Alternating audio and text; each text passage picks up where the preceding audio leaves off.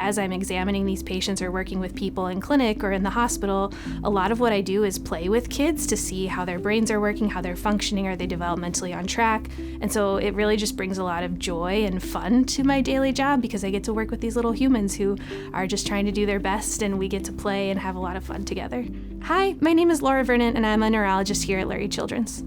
Neurology is really the medicine of the brain, and so as a fetal and neonatal neurologist, I am a baby brain doctor. I help to understand what's going on with children's brains and what we can do to try and help improve that or change that or adjust it as much as possible so children can grow and thrive. I work with patients before they're even born through our fetal center and get to meet families who have children who are potentially going to have different types of brain anomalies or differences in the way that their brains are built or different conditions that they've encountered even before a child's born. But then I also work a lot as a consultant in the NICU, or the Neonatal Intensive Care Unit here at Lurie Children's Hospital and at Prentice Women's Hospital next door, and get to meet a lot of families as their children either come into the world or encounter different types of neurologic issues when they're very first born. And as I follow people in clinic, a lot of it is tracking the development of the child. Are they staying on track, meeting their milestones over time, learning to walk on time, learning to talk on time? And if not, what can we do to try and help support that as much as possible? There's a couple things that are important to my philosophy of care.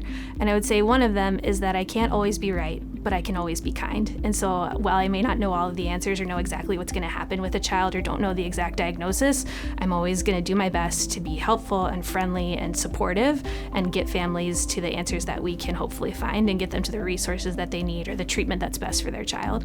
I think the other thing that I really try to incorporate a lot into my work is teaching and education, and whether that's teaching or educating families, but also a lot of the work that I do with our own trainees here at Lurie is really important. So I always want to be teaching and helping everybody understand what's going on, because the more that we all know together, the better the care will be for the child and for the family moving forward. There are a lot of scary things that we see here at this hospital, and I have the privilege and the honor of taking care of those children. I think I'm always really surprised and impressed with how these kids do. I tell parents every day, especially in our NICU, that I meet children who have a stroke when they're born, who have bleeding in their brain when they're born, they have seizures when they're born. And if that happened to you or me, we would be devastated and not be able to do all of the things that we used to be able to do.